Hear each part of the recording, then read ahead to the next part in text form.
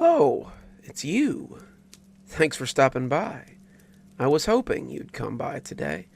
I just got the fire going, and the winter wind is certainly beginning to blow through the cracks in the cabin. Thanks for coming by, and welcome to another round of cozy horror with me, Dr. Plague. So, I've got 5 stories. You've got nothing better to do, it would seem. So, let's get right to it, shall we? I'd be lying if I said I didn't have my own ways of blowing off a little steam. I've got the ADD pretty bad, so distractions are always good when you're feeling a little anxious, maybe a little ready to climb the walls with just your fingernails. Well, today's writer has a similar problem, but it's a problem that's only amplified when his karmagami is broken. I envy these kids nowadays. That probably makes me sound like an old fart, but they really do have a lot more options than we did when we were their age. My youngest is neurodivergent, while my oldest has ADHD, which is bad enough to sometimes give him terrible anxiety. We have any number of things around the house to help with said anxiety. Poppets, fidget spinners, fidget cubes, sensory blankets, you name it, and we probably have it somewhere. My youngest son picked them up early, and they seemed to help him cope with the stress that his autism often brought on. My oldest scoffed at the gadgets my son had, but he left them lying around, and my oldest started playing with them too. Now he doesn't go anywhere without his fidget cube, and his hands seem glued to it around test time. All I had when I was his age was a worry stone, and I probably worried away more than a quarry of them. So when my youngest left his karmagami on the living room floor one afternoon, my first exposure to it wasn't exactly positive. If you're unaware of what those are, they're these little revolving toys that have different patterns on each of the faces. As you rotate it, the picture changes, and the transitioning images are supposed to be soothing. That, however, was not my initial reaction to them. He had left it in the living room floor beside the couch, right in a blind spot. So as I came around the corner one day, wanting to get a little lunch from the kitchen, I stepped down on the pokey end of the toy. After a few minutes of cursing and hopping around, I was ashamed to see that I had broken my son's new favorite sensory toy. I looked at the time and realized I only had about an hour to find a new one before he came home and had a fit. Quick trip to Walmart and $10 bought me an exact copy, but before I could leave, one of them caught my eye. It was a galaxy scene, the stars and nebulas giving me a strange, serene feeling. I decided to buy one for myself, feeling a little silly for wanting a kid's toy, but getting over it pretty quickly. As I sat at my desk and flipped through the scenes of open space, I felt a serenity I hadn't known since I was very young. I have a certain amount of anxiety myself, and the weird rotating thing soothed me when it all became too much.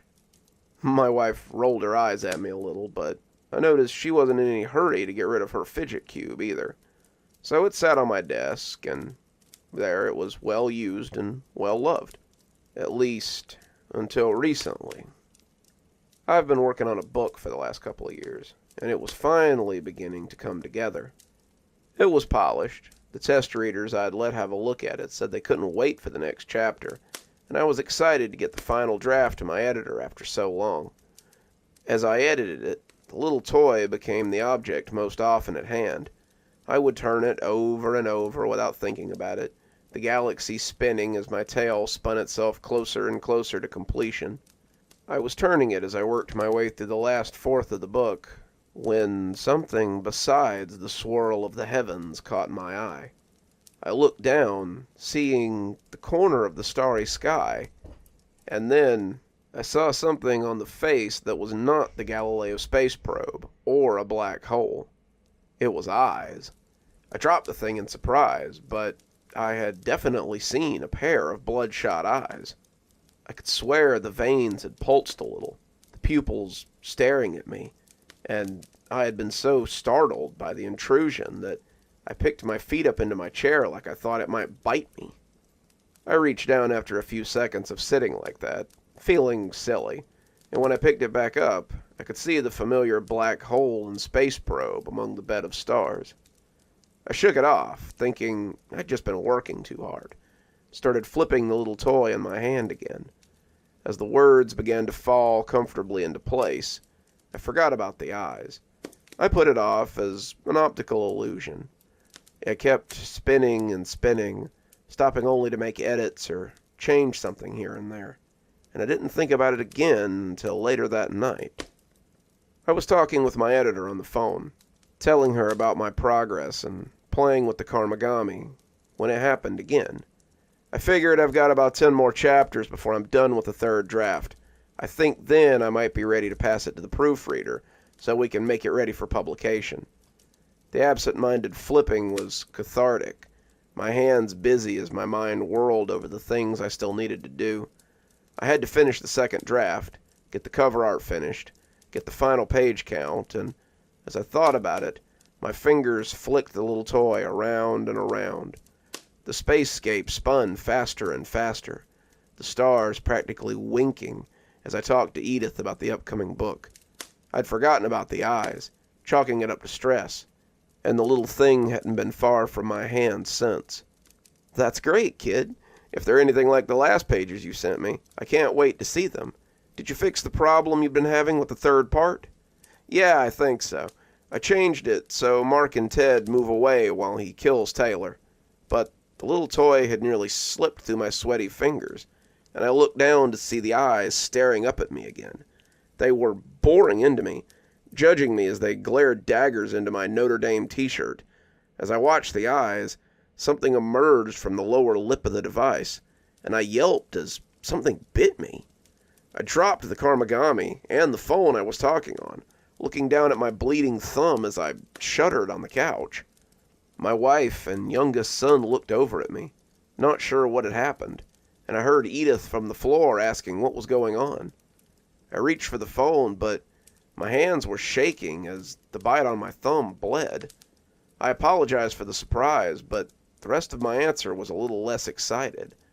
When I felt my thumb throb, I looked down to find that the thing was back in my hand. I wanted to drop it, but I just couldn't make my hand release it. The space scene was back again. The eyes and teeth were gone, but my hands shook a little as I flipped through the pictures. I spoke absent-mindedly to Edith, but my eyes kept flicking down to the little puzzle toy.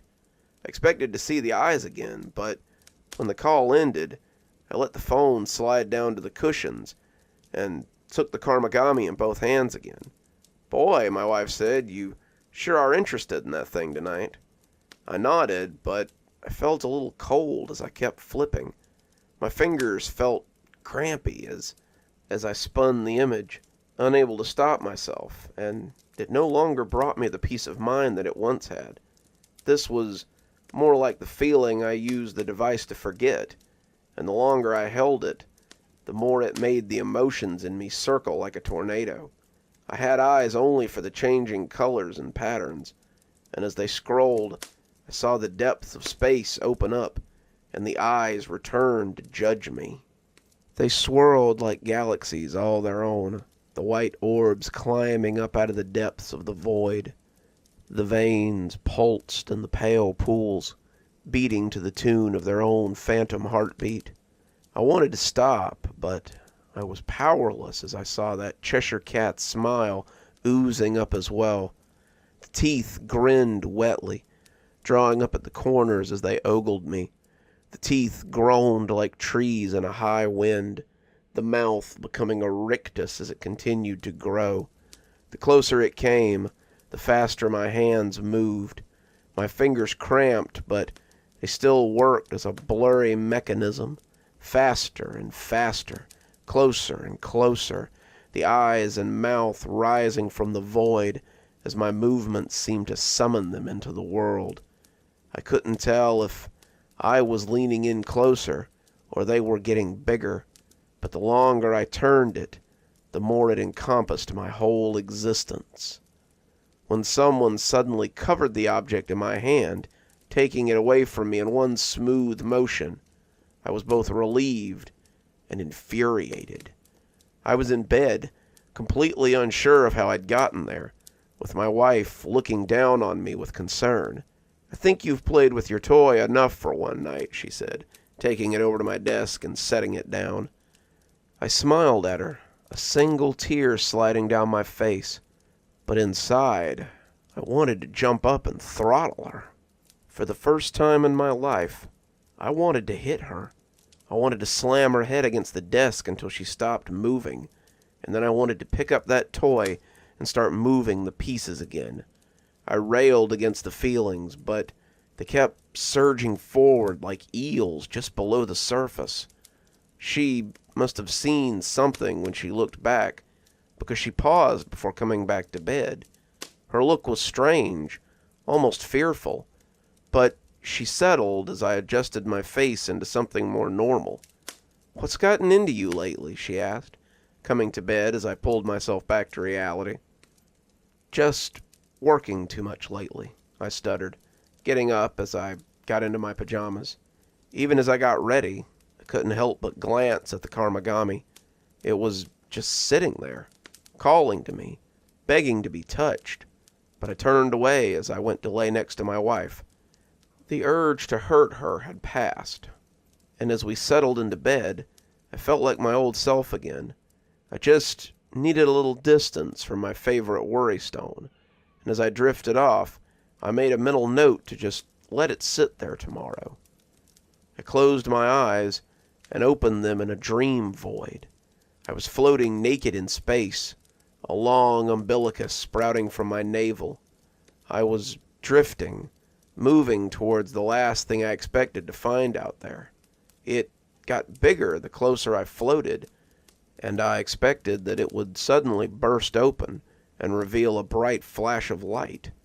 Maybe this was where the eyes came drifting from, though I'd certainly never seen it on the stickered background of my fidget toy. The door was massive, roughly 20 feet tall, and it only got bigger the closer I got. As it loomed up before me, I suddenly found myself not wanting to sit in that shadow. I didn't understand how it still had a shadow. Did things have shadows in space? I didn't know, but I didn't want to come anywhere near this thing, as little say as I seemed to have in the matter. It opened suddenly, as I had expected, bathing my eyes in star-dazzling light. As I shaded my eyes to see what was coming through, I saw those glittering teeth as they opened wide and came down loudly around me. I came awake with a deep gasp, finding only my sleeping wife and the dark room. It was still on the desk then, that hateful pyramid, but I don't believe it stayed there long. When I woke up the next morning, my fingers ached, and I was already spinning the galaxies in my hand. My arms were shaking from exertion, the eyes and mouth already growing as they threatened to break the bonds of the Karmagami. I threw it away before I could think better of it, and when it burst against the wall, my wife snorted before falling back asleep.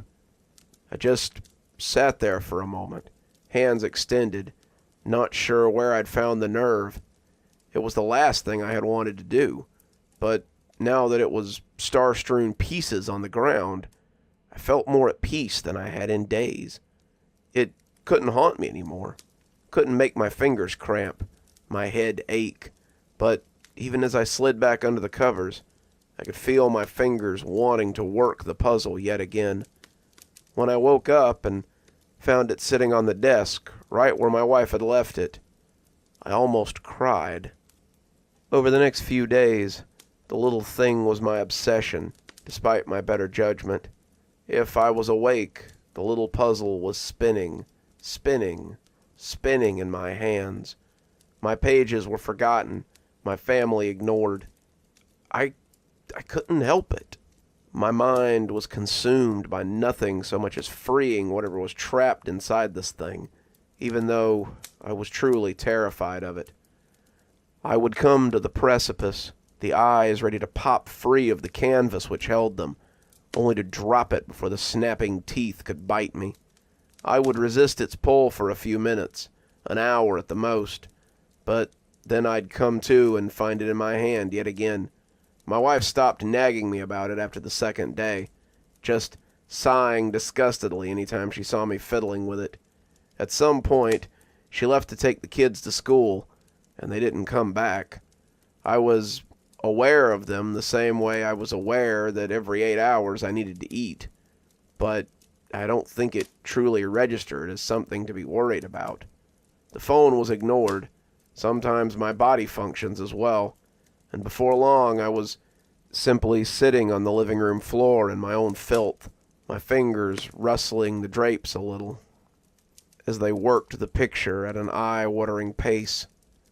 I'm in one of my little breaks now, the device thrown against the wall as I try to resist the urge to use it. I took the time to get this down, hoping it would find someone, anyone, who might be having a similar problem. Sometimes the things that bring us joy are also the thing that destroys us. I don't know what sort of otherworldly being resides in this hunk of plastic and adhesive pictures, but it gets closer and closer to being born every time I pick the Karmagami up. For your own sake, if you ever see the eyes, don't fall into the same trap that has me. If you see the eyes, throw it away and forget it by any means possible. A warm fire, good company, a cup of coffee, a nice, cozy blanket. Who could ask for anything more? We've all had our fair share of ups and downs, but sometimes those are times that are made better by good companions, especially when those companions are children.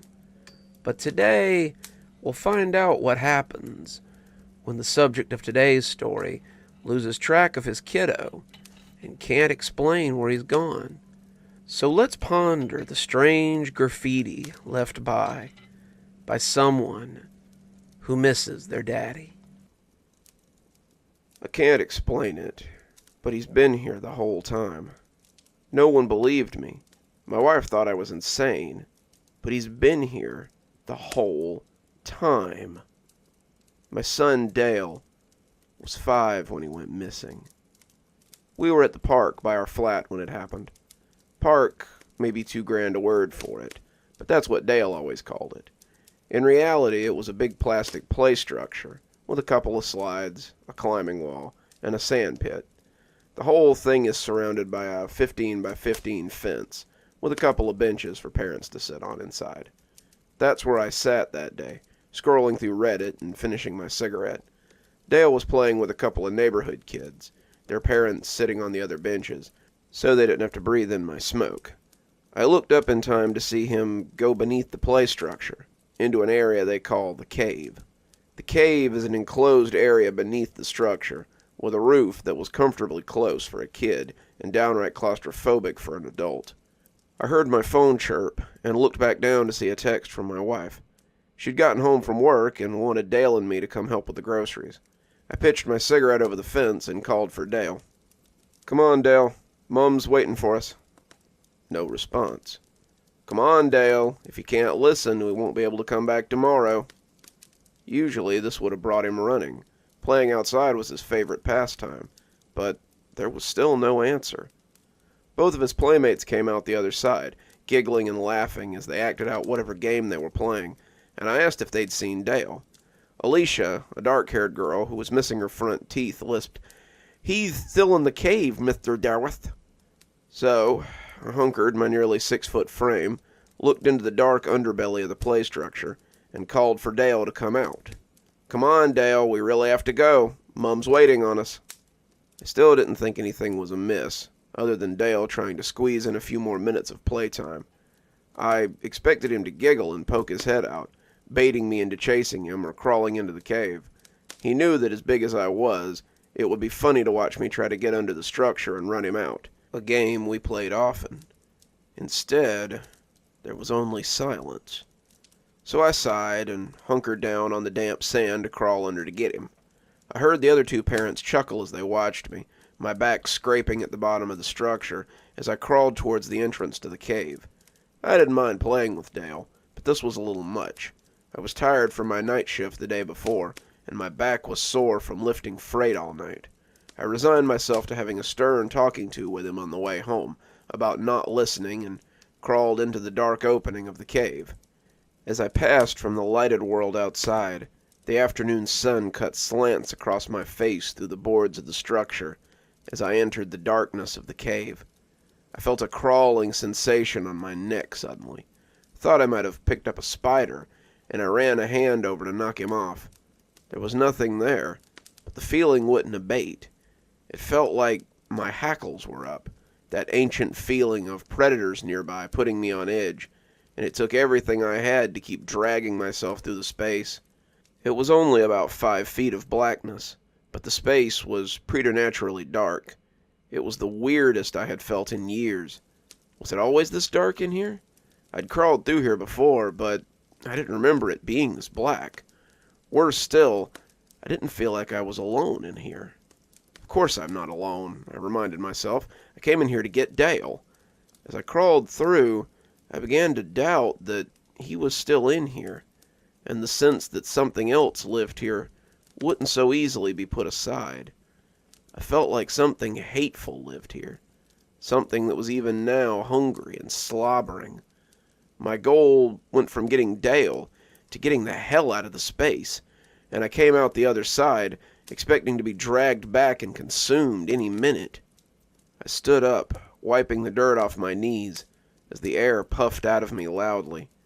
It could have easily been mistaken for exertion, but I'd be a fool to pretend it was anything but fear. I expected my son to pop out and laugh at his silly old dad then, but he was still nowhere to be found. "Dale?" I called, my voice becoming fearful after what I'd experienced. "Dale!" The other parents looked up, hearing the jagged quality of my voice, and rose to see if everything was okay. I can't find my son," I told them, and they told me not to panic as we searched the structure. My wife came walking up just as I started getting frantic, and she must have sensed my concern as she caught sight of me. She called the police then, and as I ran to check the woods, I heard her say that hateful phrase for the first time. "Our son's gone missing. Please send help." Half an hour later, 2 cars pulled up and a couple of officers came to render assistance. I had searched behind the flats, in the scraggy woods nearby, around the little retention pond that I always told Dale to keep away from, and was just about to start knocking on doors when I saw them.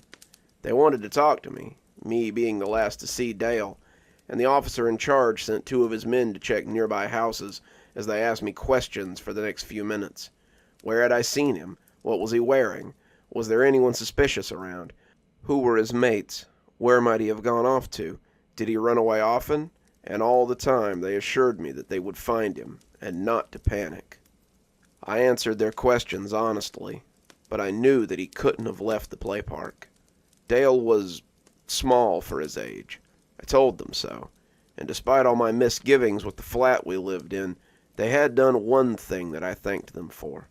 The clasp on the gate was too heavy for a little tyke to push up. Dale had struggled with it before, but I knew he couldn't have left without help. The other parents said they hadn't seen him come out or seen anyone lurking around the playground that day. So the police searched. They searched the play park, the surrounding flats, the woods, and the whole area, basically retreading the ground I had already walked. As night began to fall, they called in more officers and began to canvass the wider area. My wife and I were distraught. Dale was our first and only child, but as the day stretched on, it seemed less and less likely that they would find him. I'm not ashamed to say that I took Dale's disappearance poorly. My wife was stoic through it all, but I knew she was hurting. He was her baby, and she had carried him for 9 months, but I think she held a lot of her sorrow in because she saw me floundering. I became like a ghost in my own home. Eventually I went back to work, but my performance suffered. It only takes a little effort to load things onto a truck, but I was falling behind, missing quotas, and making trucks late. The supervisor was a mate from primary school, fortunately for me, and he saw that I wasn't doing well. He suggested counseling and told me it might help, but I didn't want to tell some stranger about my problems. A year passed, my wife and I growing distant as the days went by, and as the anniversary of Dale's disappearance drew closer, I finally really screwed things up at work. I can't even say that it wasn't my fault, because it absolutely was. I was operating a lift, something I'd done since I got certified at 19, and as I backed out with a load, I hit a riser. It wasn't a hard hit, just a bump really, but the legs on that particular riser, as it turned out, were getting ready to give way.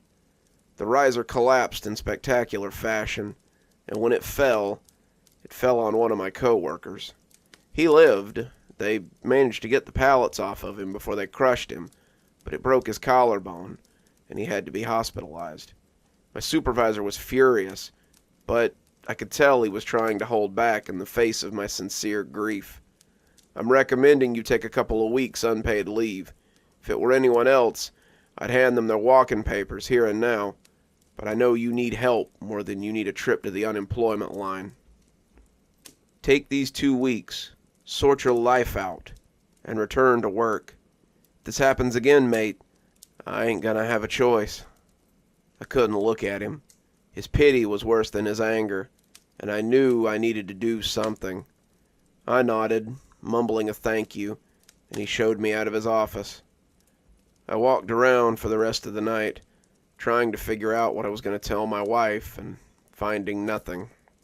She would be mad, probably mad enough to push her to leave me. But as the sun started to peek over the horizon, I knew there wasn't much else I could do. She was just as mad as I'd thought she'd be, but her pity was just as hard to look at as my supervisor's had been. He's gone. Dale is gone, and making yourself a martyr over it won't change the fact. You still have insurance. Get some counseling. Figure this out. I need you back. Not just back at work, but back here. I miss him too, but digging into these wounds won't make it any better. Get some help, for both our sakes. There was something unsaid beneath that statement, and I understood it, but wasn't sure what to do about it. I spent the next 4 days in a blackout state. I had found my therapy at the bottom of a bottle, something I had avoided up to that point. With no job to go to, I just stayed at home and drank my pain away. My wife's patience finally ran out. After 2 days of watching me hunker on the couch like a sot, she told me she was going to see her mother for a few days, and suggested I sort myself out while she was gone. If I come home and you're still like this, I can't promise I'll be back for long. Once she was gone, I spent most of my day in a fermented haze. That's how, on the 5th day, I found myself buzzed and sitting on the same bench I had been on when I told Dale we needed to leave. It was early afternoon, and the play park was empty, thank God. It wasn't the first time I had just come to sit here, and the other parents often found excuses to leave with their kids when I came to wallow in my grief. I was the sad father who came back to the place he'd suffered most, and I really hoped the park had been empty when I got here. Even in my current state, I didn't want anyone to see me like this. It was embarrassing, and it might frighten some of the children if I came weaving into the park smelling like a distillery. I was staring at the play structure, thinking to myself that it might be time to get some help after all. When I first saw it, it was just 8 words, but those 8 words sobered me up faster than any cold shower ever could. On the side of the slide, in rough marker, someone had written, "Where have you gone, Daddy? I miss you." I just sat there, staring for what felt like an eternity, and as the tears came, the alcohol came up as well. My tears fell nakedly into the pile of sick that sat between my legs, and as the rage bubbled up in me, it felt like they were almost burned away. Someone was mocking me, mocking my son's loss, and as I staggered towards the super's office, I was madder than I had any right to be. Mr. Vidner, the super for the complex, always reminded me of one of the hobbits from The Lord of the Rings. He was short, fat, had a curly brown ring of hair around the bald spot on his crown that got bigger every year, and when he sat at his desk, it was like a child sitting in his father's chair. He nearly fell out of that chair when I slammed his office door, his expression of confused anger becoming one of confused fear as he looked on my face. He was a small man, and the sight of a large, angry drunk in his office reminded him of his stature rather quickly. "Someone has written hateful graffiti on your play park, and I want to know what you intend to do about it." He took a minute or two to collect his thoughts before asking what the hell I was talking about. I took him out to have a look, leading him to the slide in question, and he looked taken aback as he read the words. "Who would do such a thing?" he asked, more to himself than anyone. The way he side-eyed me, I could tell he thought I might have done it myself, but one look at my face made him rethink it before he said it. "I'll take care of it immediately, Mr. Dawes. In the meantime, why don't you go get some rest? You look under the weather." He had the decency not to call me a drunk out in the open, and I conceded the matter as I went home to sober up a little. As night began to fall, some undetermined amount of time later, I sat up from the couch and listened to the 5 or 6 stout cans rattle angrily to the floor. By the headache and the mealy taste in my mouth, I had not gone home and sobered up. As I moved into the kitchen to make something for dinner, I remembered the words on the slide and felt angry all over again. As the meat pie I had taken out of the freezer spun in the microwave, I wondered if Vidner had taken care of it like he said he would. I wondered if he'd painted over it or washed it away or how he had done it. Were the words still sitting there on that slide? As the microwave dinged, I resolved to go find out, and took my pie and plastic fork on a little field trip. I watched the steam roll off the top as I walked down to the little park, the night air alive with crickets and night birds. It would have been pretty if I hadn't been in such despair. The trees were losing their autumn leaves, becoming bare and skeletal, and the air was crisp enough to make my undershirt unadvisable. My bare feet slapped at the concrete as I walked away from my flat, and the closer I got, the better the view of the offending slide. The words were gone, the pressure washer having left the slide a little lighter for its effort, but as I came through the gate, I saw that something else had been added to the side of the structure. It looked like the same marker strokes, the handwriting big and childish, and as I read it, I felt a growl rumble in my throat. "I saw you today, Daddy. I saw you, but you didn't see me." I looked around as the wind rattled the nearby tree, expecting to see a group of snickering youths as they watched me. This had teenagers written all over it, and as the pie slipped out of my hand, I loosed my shout at the sky. Why? Why did they devil me like this? Was this a game to them? When I was a kid, we would never have done something like this to anyone, let alone a grieving father. The dark offered up no answers, but the side of the play park did when I turned back. Beneath the first message, another, smaller message was written in the same childish scrawl. The longer I looked at it, the more I recognized it. How many times had I watched my son scribble words in his reader just that way, filling in the workbook pages in big, looping script as he prepared to go to kindergarten. "Daddy, I can see you, but you can't see me. Please help me. It's scary here." I hunkered on my knees in the sand, looking at the words as I ran my fingers over them. They looked just like his, and as I felt a splinter catch in the pad of my thumb, I pulled it back sharply. There was no way he could be here. There was no way that he could have been hiding here for a year. But as I watched the playset, I had no doubt that he had written those words. "Dale," I said, my voice quavery as I glanced into the shadowy depths of the playground, Dale! I shouted a little louder, casting around as I tried to find him. I walked around to the other side, stumbling in the gritty sand as it sucked at my feet. My head was full of rails, and my words slurred even to my own ears. There were doubtlessly people looking down through their curtains at me as I capered like a sot drunk, but I didn't care. My boy was here. He was here somewhere, and I needed to find him. I tripped then, going face down in the sand, and when I came up, I saw a new message on the wet-looking plasterwood. It was hard to see in the shadows that I sat in, but as I got closer, I put my trembling fingers on it to make sure it was real. My fingers came away tacky, the tips black as if they had touched wet marker. I need you to come get me, Daddy. I'm stuck in the sad swamps, and I need help. Excuse me, sir. Everything all right here? As their flashlights hit me, I squinted, but the words were like a brand across my eyes. The sad swamps was what Dale called the swamps of sorrow from his favorite movie, The Never-Ending Story. We had watched it about 1,000 times, and when the VHS that I had owned as a kid finally broke in the VCR, we had searched for it on DVD until we found it at a local thrift store. He watched it every day before his afternoon nap, and I imagined that he could just about quote it word for word.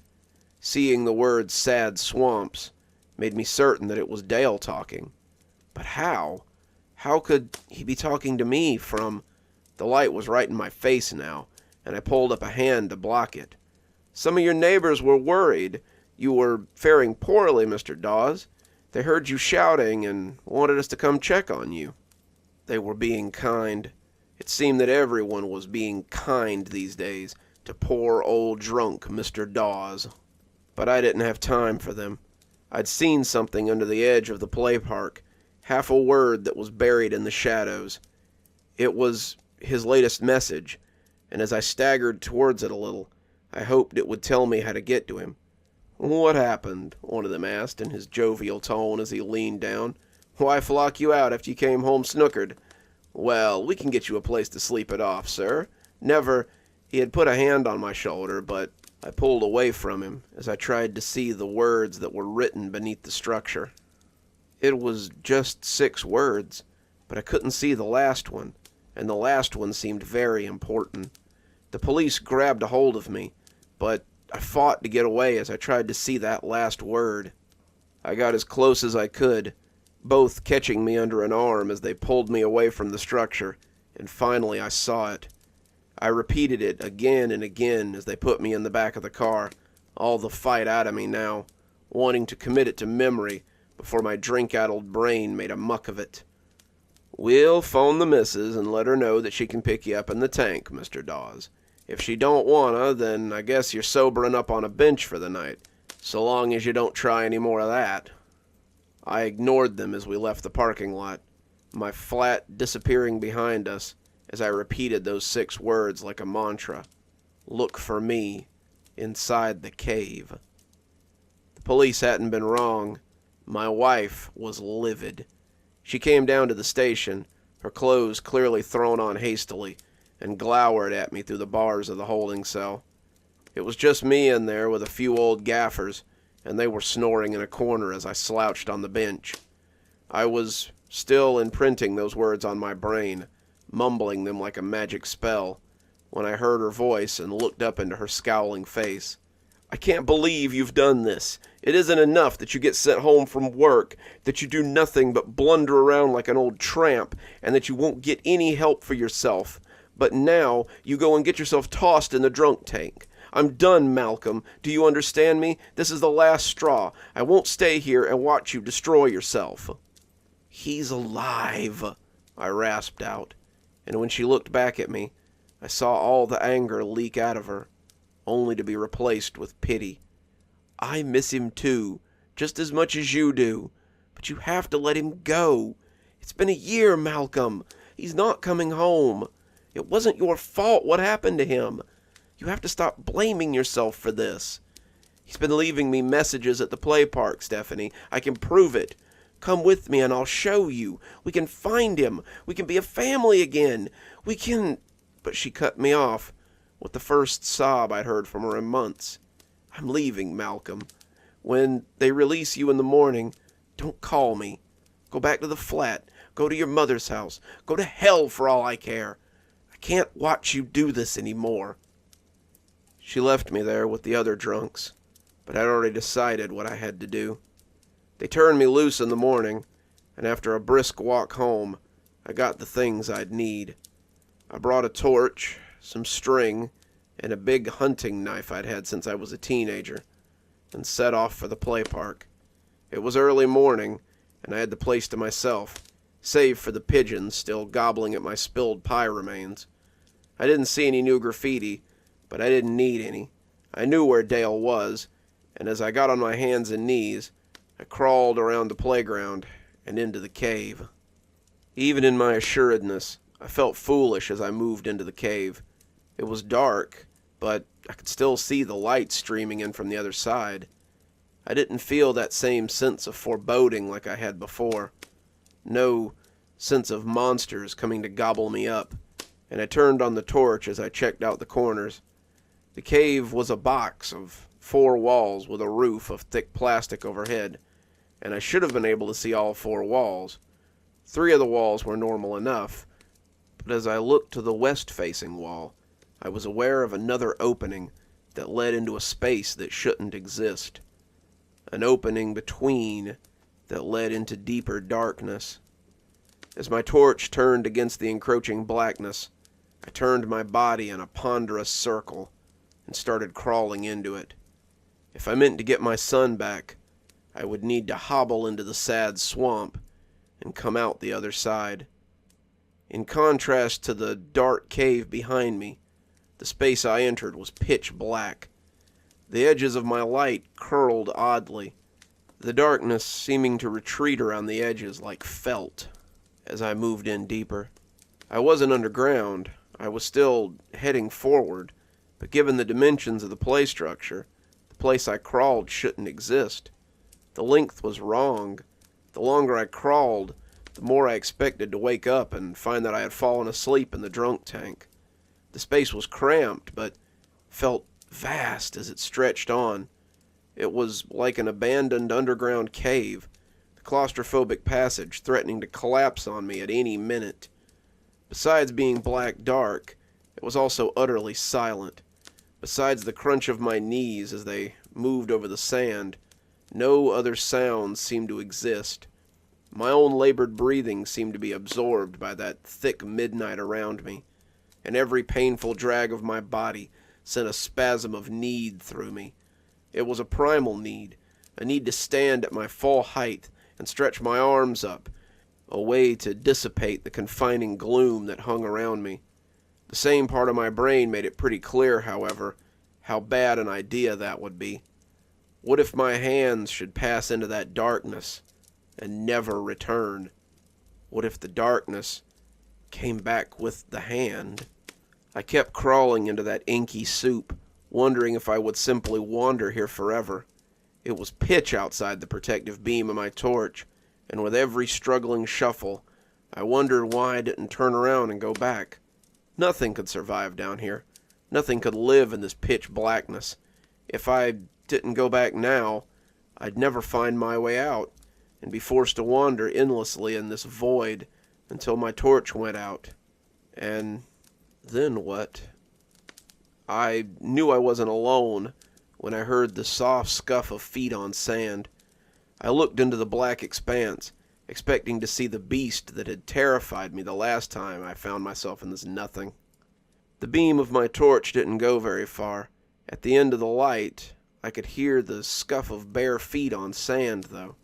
Something was coming towards me, and I wasn't sure what I was hoping to find. Would it be my son, or would it be a monster to end my journey? When a dirty, half-starved little boy buried me in a hug that circled my shoulders, I knew I'd found him. "Dale?" I whispered, but he could only nod and cry against me. I didn't waste time or breath. I just scooped him up and didn't stop moving until I was back in the lighted world of the play park. As we moved, I could feel that clawing, penetrating glare from behind me. Something had noticed I was taking its prize, and they were unhappy. I kept crawling, kept pulling, but I could hear those scrabbling feet as they kicked up sand. They were getting closer now, their growl loud and thunderous, and on a whim, I turned my torch on them. Bathed in the light, they yelped wildly and kicked up sand as they backpedaled. I didn't dare look back to see what was tailing me. I put on a burst of speed, crawling like our lives depended on it, and when I collapsed in the light of day, I was aware of people shouting at me to get out of there. Their kids were asking who I was and why I was so dirty, but they must have thought I was a bum. When they saw Dale, they tried to take him from me, but I held on like my life depended on it. And when they finally recognized us, I heard their anger turn to surprise. They took us both to the hospital, and I'm glad to say that aside from being underfed and very dirty, Dale was completely fine. My wife came to the hospital, and we both cried as she apologized for doubting me. I refused it, telling her she had nothing to apologize for. I doubted myself. I fell into the bottle and nearly lost myself in my grief. I should be apologizing to you for putting you through this for the last year. She sat with me at the hospital, both of us afraid to take our eyes off Dale as he sat placidly in his hospital bed. I asked him about what he had gone through, but he couldn't tell me much. He said that he got lost in the cave, and he crawled and crawled until he came out in the play park again. Only it wasn't his play park. The play park he found was different, and me and his friends were gone. The sky was sort of purple, and the clouds were too thick-looking to be real. I couldn't get the gate open, but that was probably good. There were these big things that would come by like living shadows, and they would look at me like I was an animal in the zoo. I drank some water from a gross puddle, but there was no food. Sometimes I went to sleep in the cave, but I always felt like something was watching me in there. It never tried to hurt me, but it always felt like I was hiding and waiting for someone to catch me. I thought I was going to starve before I heard you breathing in the cave. I had to run away to get away from some shadow people who were looking for me, and I heard you down there and went to see what the sound was. I asked him about the messages, and he said he had found some kind of marker in the sand over there, and that was about the time he started seeing a shadow inside the play park. I knew it was you. Somehow I just knew it was you, but you couldn't see me. So I started writing messages, hoping you would see them. I guess you found them.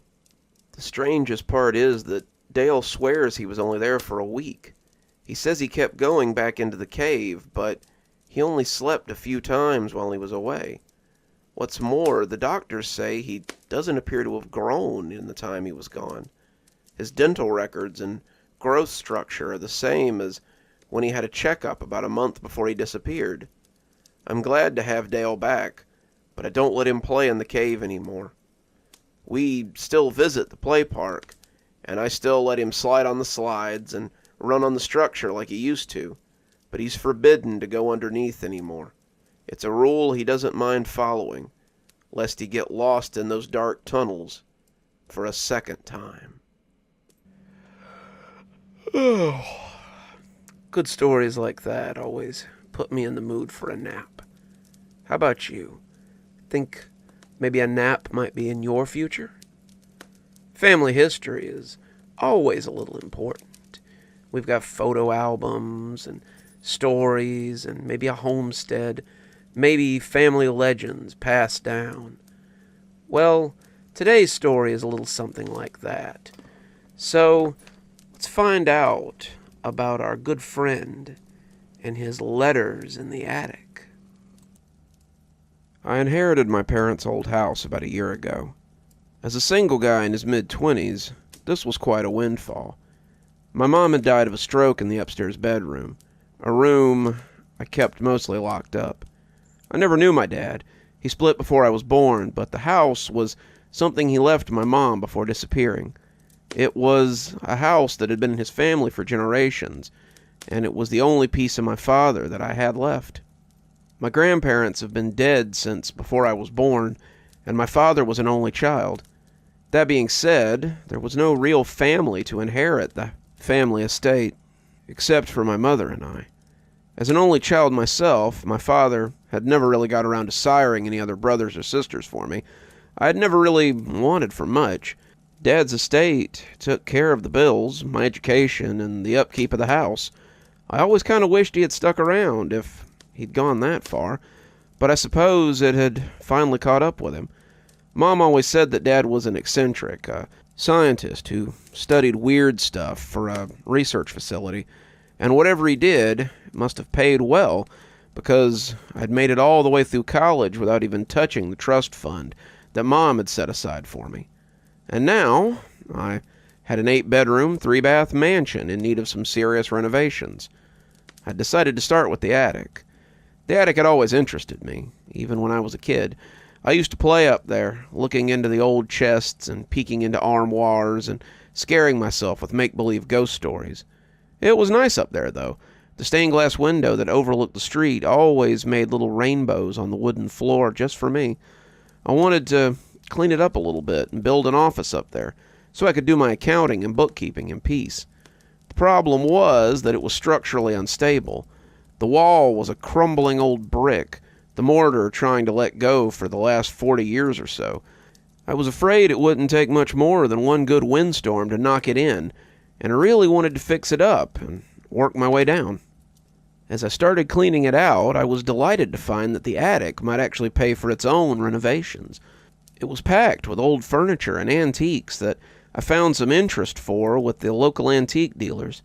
I took a few pictures on my phone and sent some to the local antique shops. They seemed all the more enthralled to get their hands on them. I separated off the stuff I wanted to sell, keeping a small pile of things that I did not. After a couple of days of men with dollies coming in and out of the house, I found myself about $25,000 richer. The old antiques had more than paid for the facelift, and I started looking at supplies to replace the old brick with. I didn't know if I'd have to replace the beams behind it, but I suspected that I might. Mom told me that Dad had said the attic was one of the few original parts of the house, which had apparently been built in the late 1700s.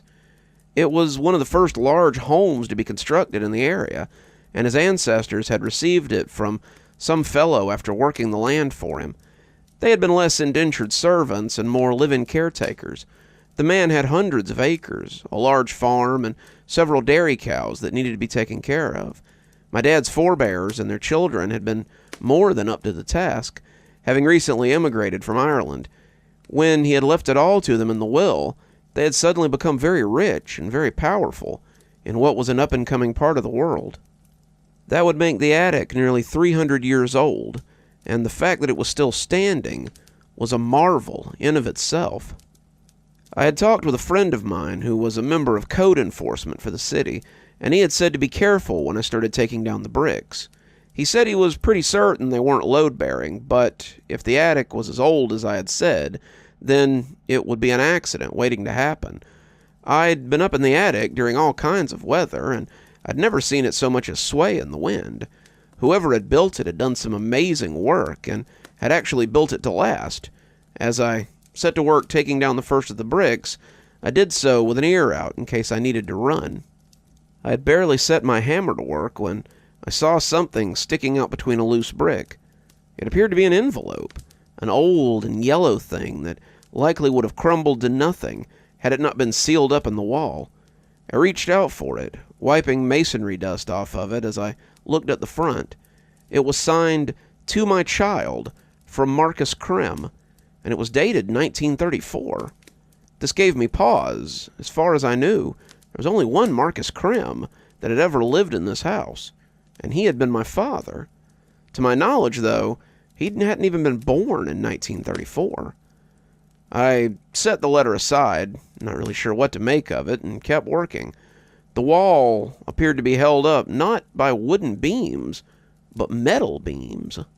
That struck me as weird, because the means to do so in the 1700s would have been very difficult to achieve. They were crude metal beams, to be sure, but they were very thick and very sturdy, and had likely taken someone a very long time to put into place, without a crane or some sort of tools. However the architect had managed it, this was tremendous. I would save a lot of my recent windfall by not having to replace the wooden beams that I had assumed would be there, and decided that the flaky wall was just a product of its time. I was halfway through the north face of the wall when I found another letter. The front of this one read, "To my child, from Marcus Krem, 1984. The date on the letter seemed reasonable. My father would have been about 12 years old in 1984, but I doubted that he was writing letters and putting them in the masonry. I set it aside, wanting to get back to work, but it was hard not to open it to see what it contained. This one looked a lot newer than the other one, and I supposed it had spent a lot less time in the wall. Why my father was leaving letters for me inside the attic wall, I didn't know, but I supposed that when I was done for the day, I might sit down and see what he had written me. By midday, I had found 5 other letters, and my curiosity was piqued. I had found one from 1984, one from 1934, one from 1956, and another one from 1890. There was also a 5th from 1954. They had been stuffed in the wall behind loose bricks, popping out as I smashed up the wall with my sledgehammer, and as I broke for lunch, I decided that it might be time to have a look at them. I didn't know if this was some elaborate joke someone was playing on me or not, but the idea of getting letters from my father, a man that I had never known, was intriguing. Maybe the dates were code or something, and I wondered if there was some other treasure to be found in the house, besides the antiques in the attic, that was. I decided to open the letter from 1984 first, it being the closest to today's date. Inside was a handwritten letter in what I recognized as my father's meticulous script.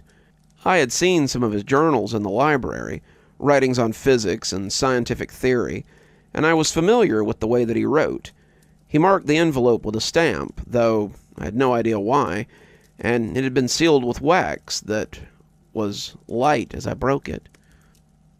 Hello. As I have not learned your gender yet, your mother insists that it be kept a secret, I'll just call you Child. I suspect you have questions, and I wish I could answer all of them, but I fear this letter will be a poor explanation. Your mother may have told you that I was involved with an organization studying scientific principles. One of the principles they were interested in was time travel. It wasn't something I believed in, but I was willing to take their money and study their theories. I thought the concept was so much hogwash, but as we began to make breakthroughs, I had to admit that there was merit to it. I began to get excited, thinking we might actually break the secret of passing backwards and forwards in time. On the day of testing, we all drew straws to see who would be the one to test the device. I drew the short straw, so I was placed inside the chamber. I pray they did not send anyone after me, because it appears that something has gone terribly wrong. I closed my eyes in 1998 and opened them again in 1984. We'd done it. We could go back in time. But there was a problem. I had no way to return, and it appeared that my means of time travel was unstable. I arrived in December 1984, but 3 days later I was in September 1984. I was jumping backwards in time, little hops at first, but I suspected they might become progressively stronger as time went on. I don't know how to contact you, or if you'll ever find this letter, but I know the house has existed for at least 200 years. If I leave a letter in the attic, somewhere it's not likely to be stumbled across until someone is looking for something else, maybe you'll find it, and you'll know that I didn't abandon you and your mother. You'll know what actually happened. I'm going to break into your grandparents' house tonight and hide this in the attic. I remember that tonight was when they left me at my sitter's house and went out to see a late movie, so there should be more than enough time to get in and leave the letter in the wall of the attic. I hope it finds you well, and I hope that you are well. Sincerely, Marcus Krem. I was speechless for a moment, not sure what to make of it. Was this real? I'd known my father was a little eccentric. Mother said he towed the line between genius and crazy, but this was out there. Had my father been playing some elaborate joke before he left? Had he been trying to trick a small child into thinking that his father was just a time traveler and not a deadbeat? I didn't know, but it only made me more curious to see the other notes. I shifted through them until I came to the one from 1956. It was the next one in chronological order and seemed to be the best place to pick up the story. I opened it with a finger, wincing as the old paper sliced me a little, but I sucked at the paper cut as I spilled the paper onto the old desk. A few drops pattered onto the blotter, but the letter was spared, and as I sucked at it, I read what I had written there. Child, I've spent the last week shifting backwards every few days. Sometimes I would stay in a spot for days, sometimes it was seconds, but it seems I'm destined to live my life backwards.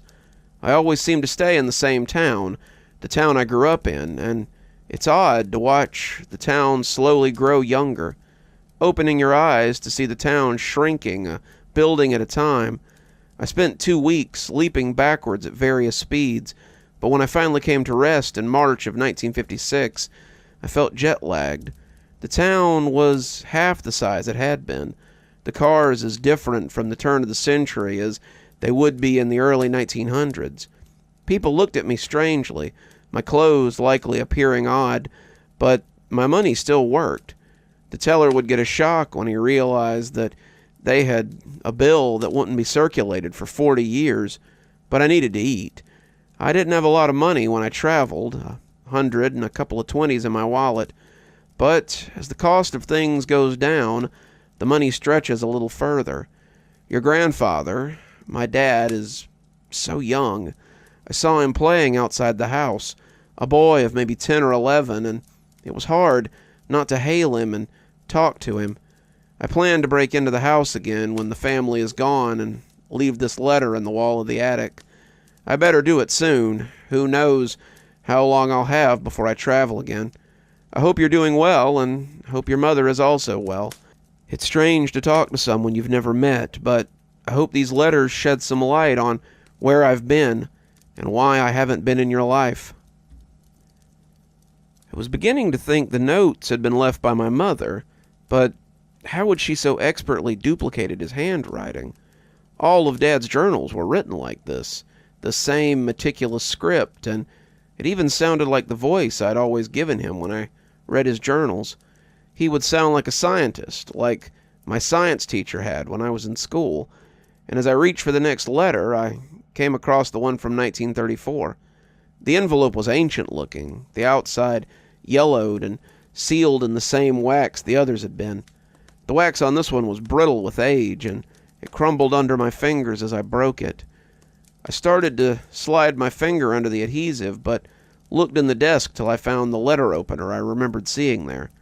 A quick slash, and I had the note in my hand. Child, I went to sleep 2 days after delivering the letter to the wall, and woke up 60 years in the past. This was the longest jump I've ever made, and I had to write this one quickly before it sent me sailing off again. The town looks more like Mayberry from the Andy Griffith Show than the bustling city I remember. Main Street is here, as is the post office and the police station, but everything else has changed. There are stores, but they seem less grand than the ones here before them. The house is still here, and I can see my grandfather as he sits on the lawn with my grandmother, both of them in their senior year of high school. Grandpa will get his draft letter in 6 years, taking him out of the steel mill before the explosion that kills so many, saving him and probably saving me from not being born. Grandma will give birth to my father a year after that, and Grandpa will come back from France with a few scars and many memories to regale his son and later his grandson with. I never knew my great-grandfather, not well enough, and it's odd to see them as they go about their lives. I've seen men going into the house the last few days, men doing work on the study on the second floor, and have managed to get a pair of white overalls and a cap from a clothesline. Tomorrow I will mingle with them and drop this letter in the wall, if I'm not years farther from where I started by then. I sorted the remaining letters, my work forgotten, and decided on the one from 1890. It was the next one in sequence, though that sequence was far out of whack now. My hands shook a little as I opened it with the letter opener. Fake or not, someone had gone to a lot of trouble to set this up, and the story was so good that I had to know how it ended. My work was forgotten, the mystery too much for me to put down now. As the wax seal fell to brittle shards on the desk, I took out the thick and uncomfortable paper that had been laid into the equally heavy envelope. Child, it appears I sealed my letter in the wall at just the right time. The house was fumigated the next day, and it would have been nearly impossible to get back in. I also traveled again 4 days later, and this was one of my most hectic trips. I would be stuck in a time for a day or two, but just as I would pen a letter, I would be dragged backwards into something else. I've started trading my money for gold and silver as I go farther and farther back. I'll soon come to a time when paper money means nothing, and then I might as well burn the notes to keep me warm. Gold, however, maintains its value, as does silver, and so I now have a few actual dollars left, and some mintings of gold and silver on my person. I've got them hidden in a backpack that also seems to travel with me.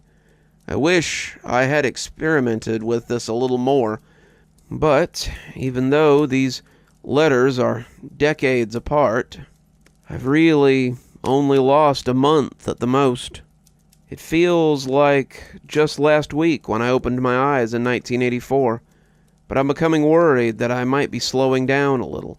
This last trip has brought me to 1890, and the town is little more than a general store, a saloon, and a collection of frontier businesses. I had to steal more clothes. My modern attire marked me as an outsider. I'm thankful that I traded for gold. My money would be useless out here, but gold is always useful. The house is still here too, but I've skipped 4 or 5 generations. The house is now a plantation, the land worked by field hands, and the house is set considerably out of town. I went there to seek field work, but they thought I was a cousin who'd come to call. They put me up, showing a lot of the old world hospitality I've always heard so much about, which will make it easier to hide this letter. I hope I come to rest soon. I hope this stops. I go to sleep, I blink, and my heart is filled with dread on when I will open my eyes again. I hope you're well, and I hope you're living a better life than I. I exhaled, looking at the last letter. This one was marked 1854, and it appeared it was the last one I had. As I picked it up, a thought occurred to me. How many more letters could there be in these walls?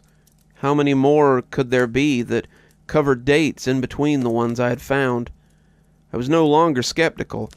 Quite the contrary, I was hungry for more, and as I split this one open, I held the brittle paper gently, afraid it would fall apart before I got the chance to read it. Child, the traveling is definitely slowing down. I spent 3 months with my forebears in 1890.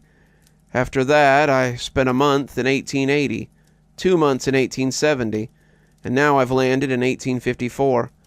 I've returned to the house again, claiming to be a cousin, and it's odd to see the same people I saw in the 1890s, but years younger. The matron who invited me in is now a mere slip of a girl. Her brother, maimed in the war, is now a healthy young man, passionate about states' rights and the laws that govern man. I'm embarrassed to report that the field hands I saw earlier have been replaced with slaves, but I suppose that was to be expected. They accepted me into their home again, and I suppose I will stay here until I travel again. I hope you are well, and I hope you do not hate me too much. That was it, but I felt like I knew where I could find other letters. It was late into the night when all the bricks were torn down, and I looked amongst the rubble for any signs of paperwork. I'd started out being very careful, an archaeologist looking for old bones, but after hours of fruitless plinking, I began to level the walls with abandon. I no longer listened for the groans of old boards or the crash of the ceiling. The iron bracings had held the attic up this long. They would do it a while longer. I searched and searched, looking for something, and when I saw metal glinting beside a bracing, I went to it and found a lockbox made of rusted old iron. It was a relic, the metal so old it had begun to disintegrate in places, and I was careful as I knocked the lock off and pulled at the lid. I didn't think it would open for a terrible moment, but as it squealed apart like a funhouse door, I saw a tube inside with a wax cap at the end. Someone had written 1775 on the outside, and I opened it carefully as I dumped the fragile paper out beside the rest. If the paper from the last one had been fragile, then this one was almost elven. It felt like skin, and it was so thin that I could almost see through it. The ink was thick and flaky, clearly done with a real pen, and as I read it, I realized I had come to the end, or maybe the beginning. Child, 1770. I've come back as far as I'm able. The last year was a series of travels, back and back and back. Sometimes I might get as much as a week in one time, but usually it was hours. It seemed, however, that I have come to rest at last. I've been living on the land that will one day be our family home, and I realize that there is no old benefactor waiting for us to come and settle here. The land is still mostly trees, but I've come to the spot where our house will soon stand. I went into town, the closest town I could find, and purchased it for what I would consider a pittance.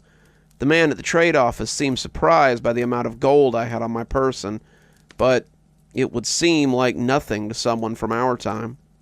I had co-workers who had begun to lay gold back for the coming millennium, sure that the banks would crash and the money would be useless, but out here, money is nothing more but paper and ink. I was able to buy 100 acres and secure enough supplies to build the house and start the farm. I've shown them how to make metal beams, something that I took for granted in my world of metal and glass. The house will be strong, no wooden beams to break and bend, and I secured enough strong backs to help me build it. 1773. The construction is done, for the most part. The attic was difficult to build with their current level of technology, but I think they did okay. The house looks just like it always has, and as we set up the barn and the fields, I have begun to loan money to those who are in need. The interest alone has made me wealthy and become quite well known in the area. The workers I've hired have settled land nearby, and I believe they are establishing the town that will one day encompass this house. 1775. I've lived here for 5 years and have not traveled once in all that time. I think perhaps whatever moved me has dissipated, and I'm now here for good. The town is doing well. They've established a general store and are now a steady trade route on the road west. I have men who work the land for me, who tend the cows and the sheep as I sit in my mansion and rake in the profits. Life is good, but I am aware of what is to come. I'm no fool, and I know where this path will take me. 1780. I saw them today. They came to the house, asking for work. My 8 times great-grandfather came onto the porch with his hat in his hand and begged me for a job. He said his wife would be happy to be my cook, and his children would help with the land. That sounded fine to me. Most young men who helped me build the house and work the land have gone to fight in the Revolutionary War, and have been struggling to keep up with the chores around here. Thomas has 10 children, a good Irish Catholic family, and the youngest is old enough to help with the day-to-day affairs of the farm. I agreed to hire them on immediately. I am the generous benefactor my family legend speaks of, and I will be dead in the next 15 years. I may have stopped traveling, but I can feel my body aging faster than it should. 15 years is a long time, but I'm sure it will seem like no time at all to me. 1785.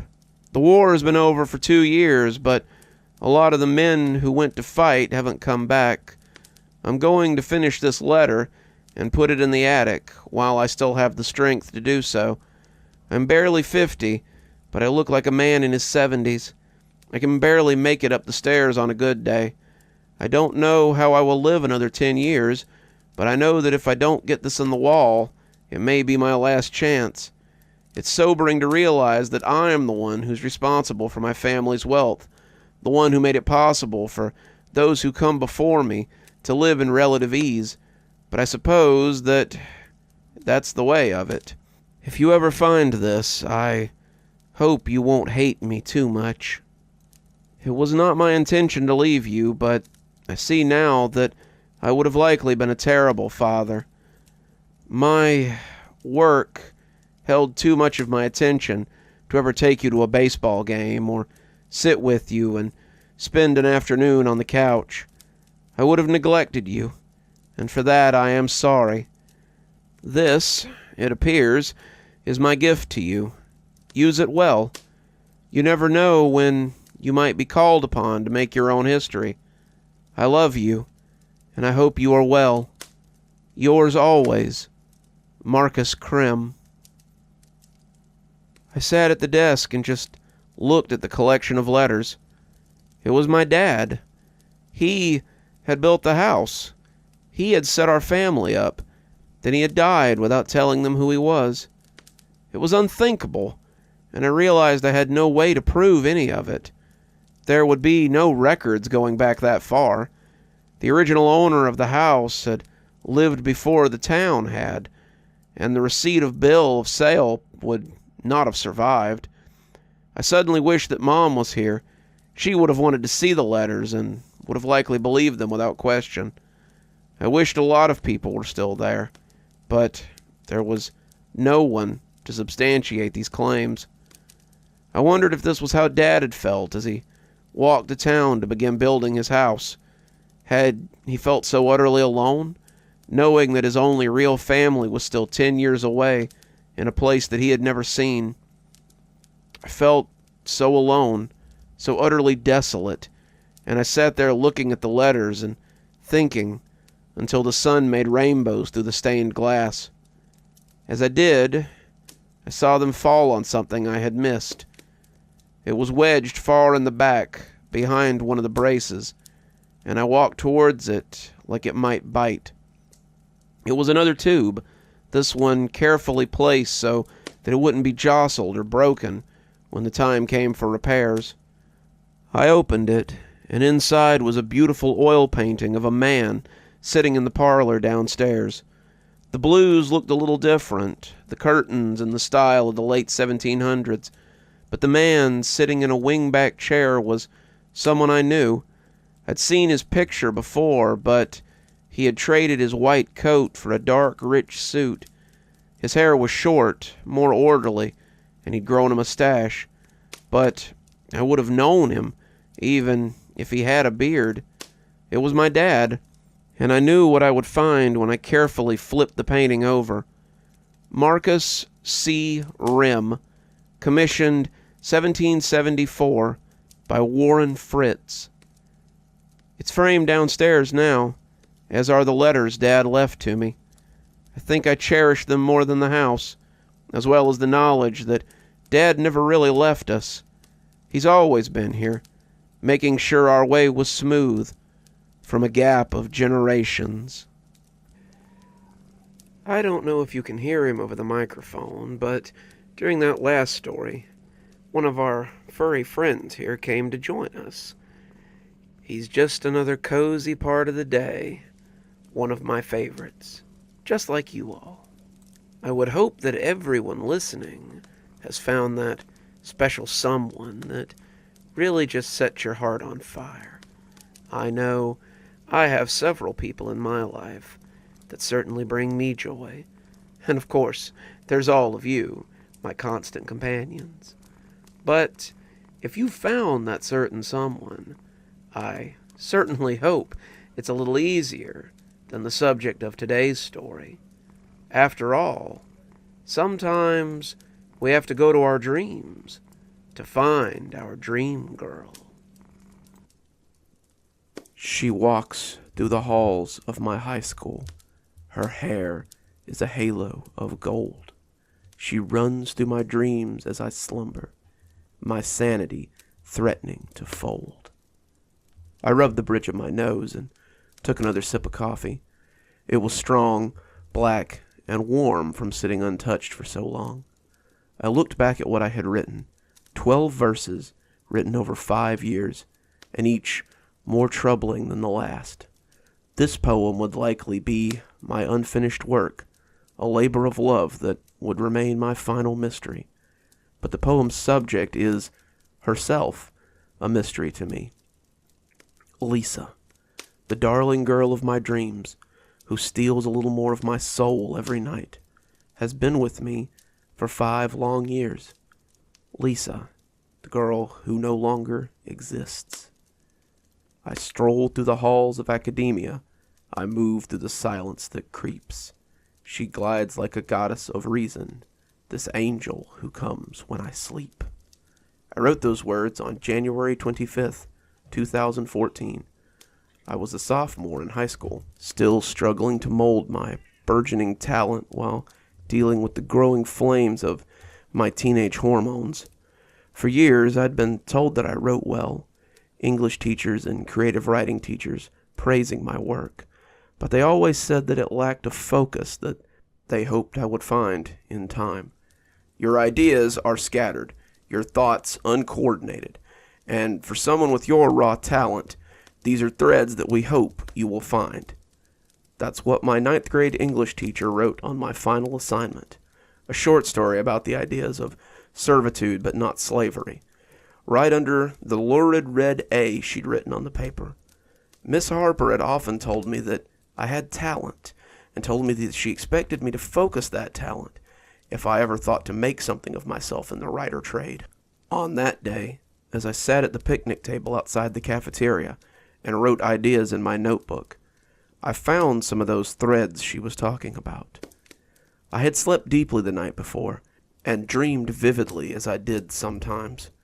In the dreams, I was walking through the halls of Chester C. Smith High School, and on that day, I walked alone. There was none of the usual tropey at school in your underwear sort of thing, but the school did have a slightly lucid feel to it. I felt like I was underwater sometimes, everything having a slightly wavy feeling to it.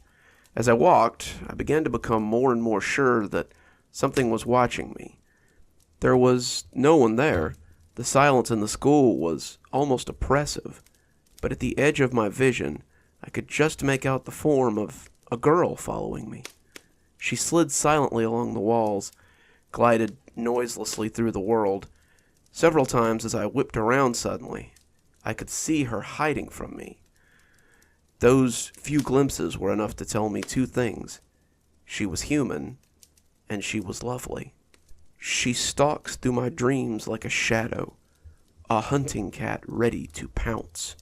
Her mind is a mystery to me. Her very secrecy, humanity renounced. I had the dream again a week later. It was much the same, walking through the silent halls of high school, the terrain wavering like aquarium weeds, as this ghostly girl stalked me. I did not indicate that I was aware of her, not turning to speak or looking for her, but just studying her out of the corner of my eye. She was blonde, corn silk hair spilling down her back in a sheet, and her clothes were a pair of jeans and a simple white shirt with no particular design. She seemed to be about my age, but could have been older, I suppose. There was a way about her that made me think she was older than I in my mind. Like when you meet someone who's had to grow up very quickly and been forced to cast their childhood aside before they were comfortable. She followed me silently until I woke up, and when I sat up, I grabbed for my notepad on the nightstand and wrote those 4 lines. I wouldn't revisit her for another 3 months. Her secrecy seems to be prudent, for her shelter is not solely her own. I have seen what lurks in the shadows, and it threatens to evict her from home. Writing about the Dream Girl was what I had named her after the second verse, had lit a fire in me, it seemed. Suddenly, I wrote pieces for every school contest, submitted poems for every poetry club event, and I gained a small amount of celebrity amongst the students that followed in those circles. My teachers had always praised my work, but as my peers noticed my talent, I started to see this as more than a hobby. I began to believe that I might be able to make it outside of my high school community. When the spring poetry contest was announced, a contest held for students nationwide, I threw myself into it, heart and soul. I stayed up for 3 days, crafting the perfect poem, the most significant work of my life. When I hit send on the submission email, I slumped back into my chair and let the euphoria wash over me. It was Saturday night. I was exhausted after the efforts of birthing my perfect work into the world, and all I wanted to do was sleep. I crawled into bed and fell into the deep and untroubled sleep of the dead for 12 hours. I learned more about her world in those 12 hours than I wanted to. I walked through the doors of the high school and saw the ethereal backdrop of my dream again. I was comfortable here. It was comfortable here. The quiet serenity of the place was a change from the steady flow of ideas and couplets running through my head lately. But something was missing. I looked behind me, expecting to see her dodge away or hide from me. But she wasn't there. This was the only time I could remember truly being alone in this place. And it was a little strange. To feel so alien in a place that you occupy every day is a strange feeling indeed. But I felt my steps taking me steadily into the school once more, so I let myself be led wherever the dream would take me. As I walked, I was aware of a noise. The fact that there was a noise at all was strange, but the type of noise was stranger still. It was a vibration, a rhythmic thumping from under my feet, and it disturbed the place's unusual stillness. Thump, thump, thump. Then silence. A few minutes or hours or days would pass, and then it would happen again. Thump, thump, thump, followed by a return to the same silence. As I explored the high school, I found myself drawn to the boiler room over by my civics class. The more I thought about it, the more I realized that the thumping was probably coming from the boiler room. It was a large subterranean basement used by the custodians for storing extra chemicals or broken machinery that they were hoping to fix someday. It was also where students of a less academic cast went to make out or smoke between classes, since it lacked a fire alarm. When I got close to the boiler room, I heard the thumping more clearly and realized I'd been right.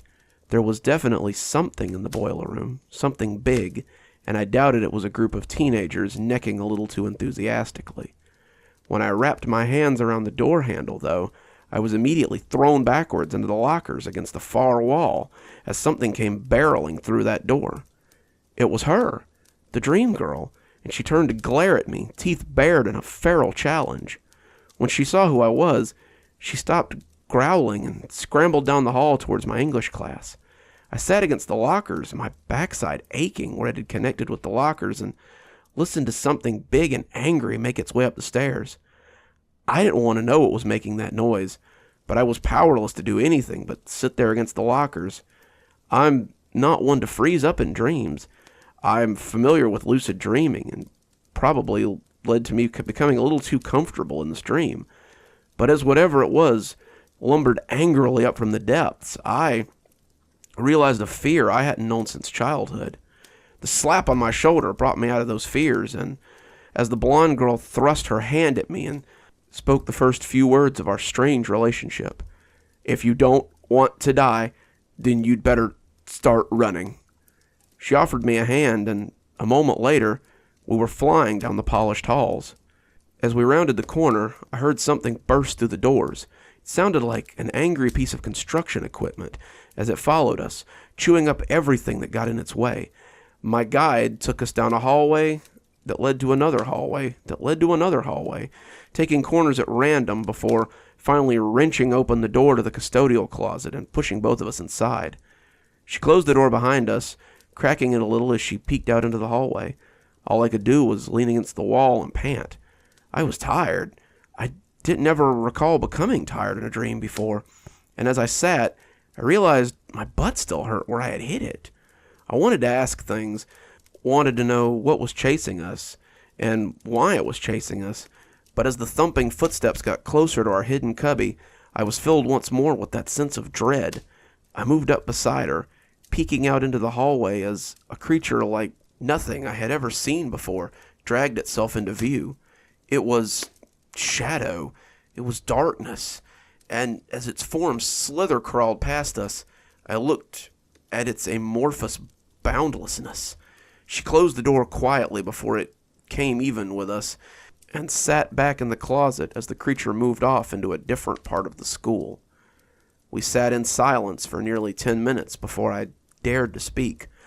"What the hell was that?" She looked at me quizzically, and I feared that she was incapable of hearing me for a moment. I would later come to realize how long it had been since she had actually had anyone to talk to. She closed her eyes as I repeated my question and seemed to savor the sounds my words made. She relished them, burned them into her memory, rolled around in them like a dog with a smell that it likes. And when she'd finally absorbed them as much as possible, she answered me, "I don't know. I've been calling it shade for however long it is that I've been here." Her voice was thick with disuse, but it was cultured with just a hint of an accent that I couldn't place. She told me her name was Lisa. She told me that she believed she was 16, but she couldn't be sure. She told me that she'd been here for as long as she could remember. She told me that she could move between dreams. "Between dreams?" I asked. "What do you mean?" Instead of telling me, she showed me. Her hand looked like a starfish when she set it against the back wall of the janitor's closet. The pinkness of her skin stood out against the dingy wall and made it all the more apparent when the paint began to crumble and the wall started to melt away. Suddenly, there was sunlight in the closet, thick and buttery against the dingy darkness. We were looking at a field of flowers that stretched on to infinity. I put my hand against the image, expecting resistance, but instead fell into the landscape of fragrant technicolor flowers.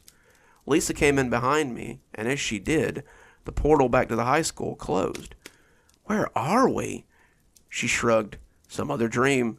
She has it pretty often. As long as we stay out of the area where she is, then she'll never know we're here." I had a million questions to ask her, too many to organize right away, but just as I'd found my voice again, someone was shaking me, and my mom was asking if I was hungry and might like some dinner. It was 2 weeks, 2 weeks of hoping and praying before the dream returned. I sit at the edge of a precipice, looking at the world from afar. I am a prisoner of my reality. My passage to her world has been barred. I spent those 2 weeks in a haze. I received word that my poem had gone to nationals, and I think that my distracted nature was seen as dazed relief. They thought I was happy. They thought I was living in the clouds. In my mind, however, I just wanted to go back to the dream. She needed me, and I needed to know more about her.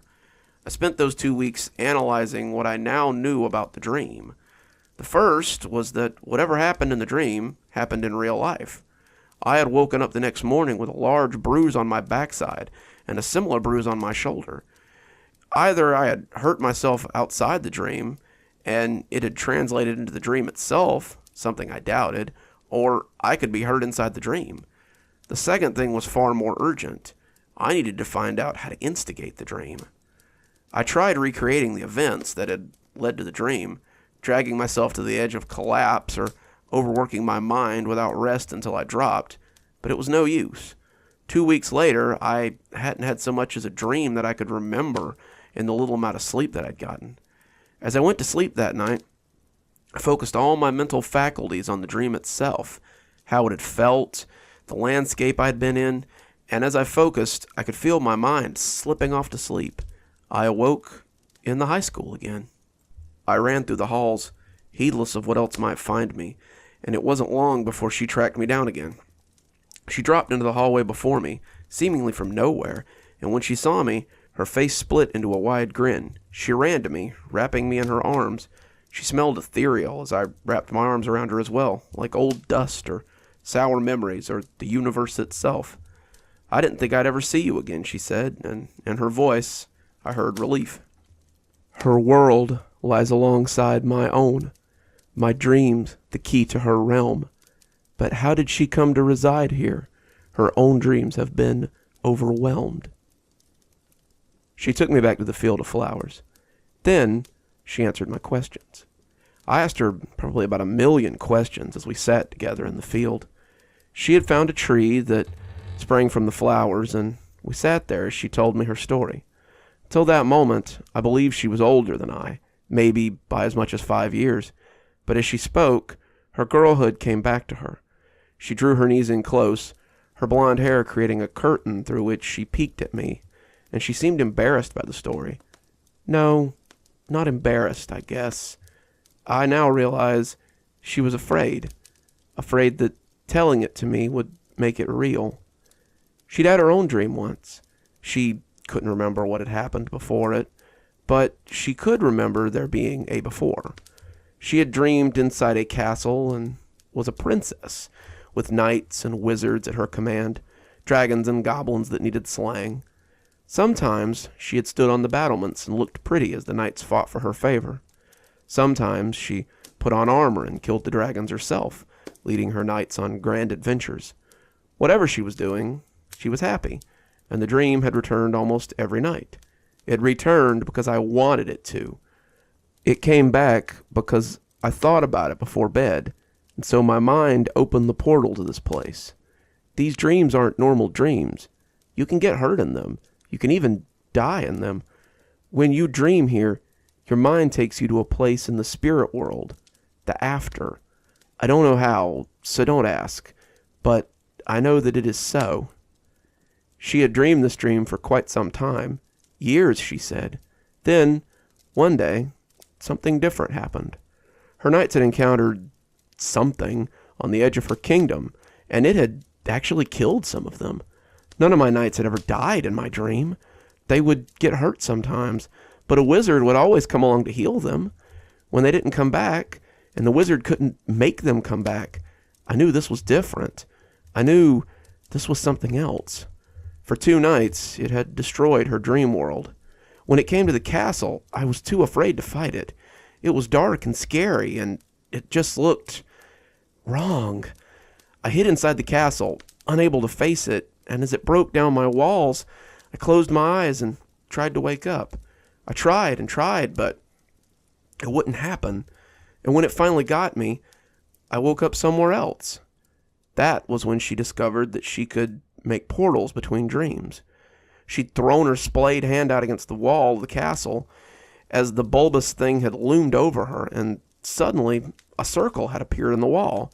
It showed a desert in the throes of a sandstorm, and she jumped through it without a second thought. She'd woken up in someone else's dream. She floats like a dandelion dreamer, adrift on the seas of a dream, never to return to her own mind, her world never to be as it seems. I visited with her often over the next few years. The dreams came almost every night, and as we explored, we grew closer. She told me that no matter how much she tried, she couldn't wake up. She could sleep, still needed to sleep actually, but as for eating and drinking, she found that she didn't need those things anymore. The bulbous creature followed her no matter where she went, but she was able to avoid it, and over time, she just became used to living inside other people's dreams. She didn't know how long she'd done it, and she didn't care. I was one of the first people to talk to her, but I was the only one who believed her, believed she was more than a figment of their imagination.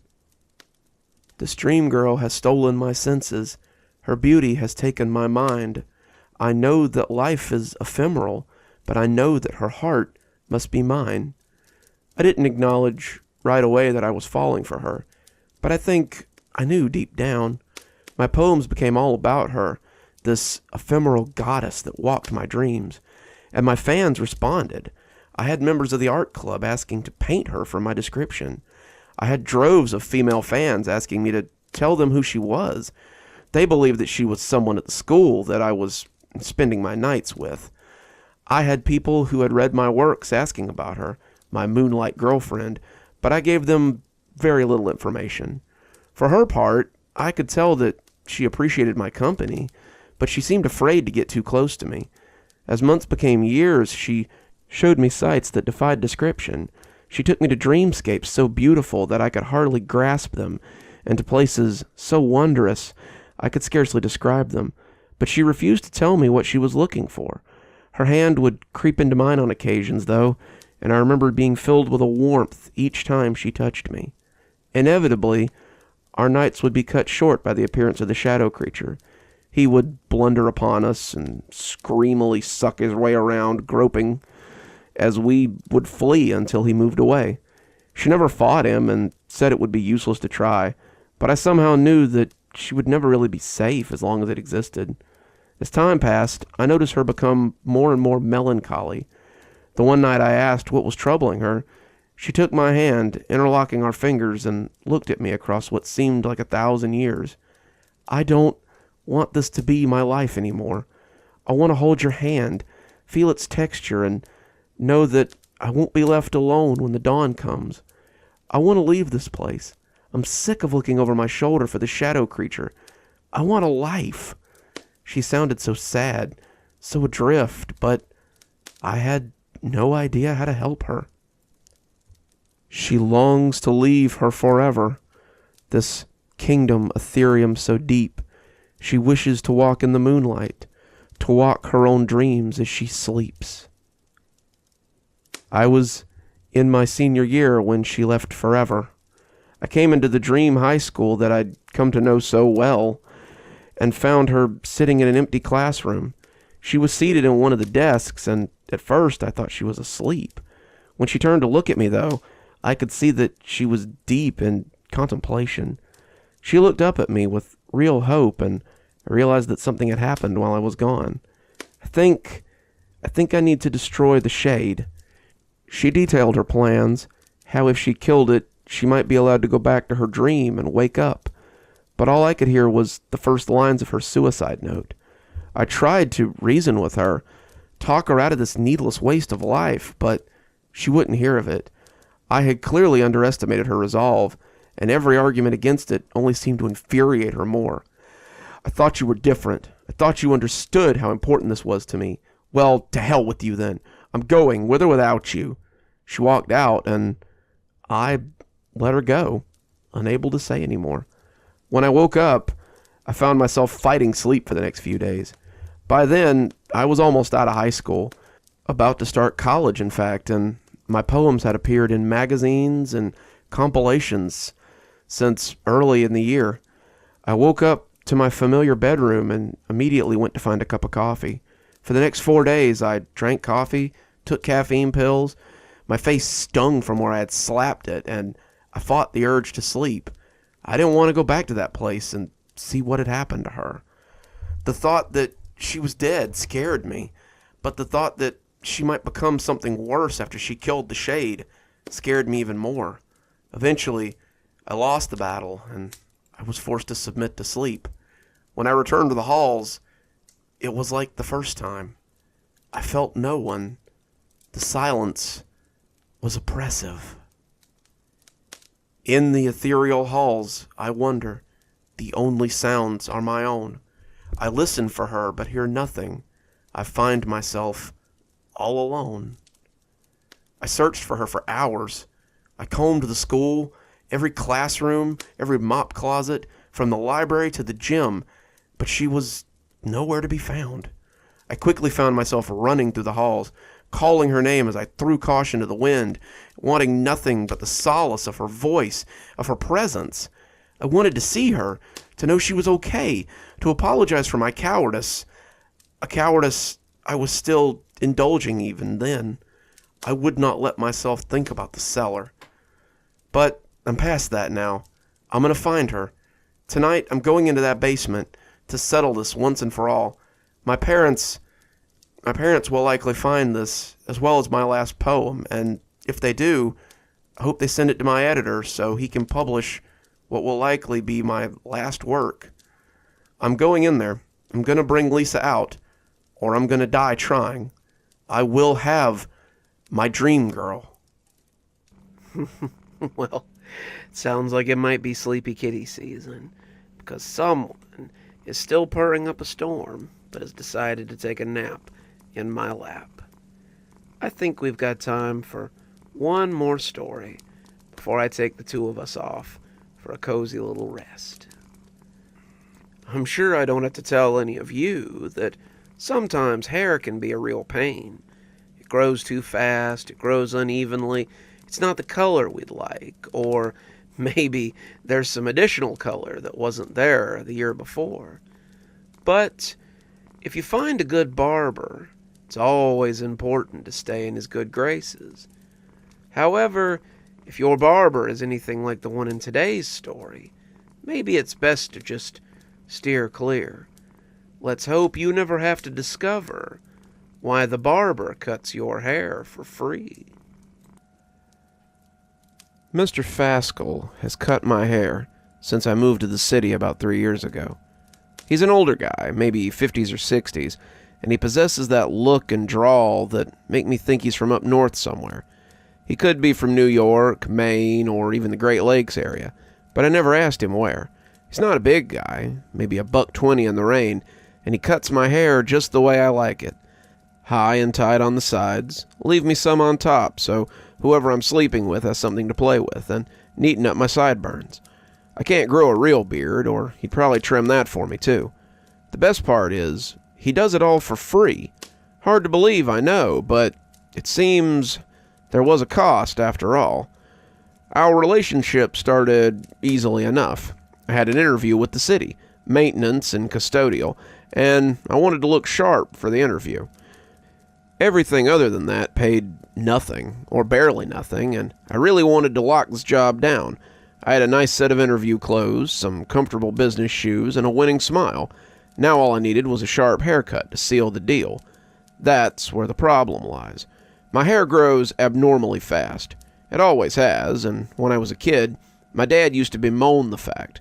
He made jokes about going to barber school or buying stock in master cuts, but he always understood that when it was time for a cut, it was time for a cut.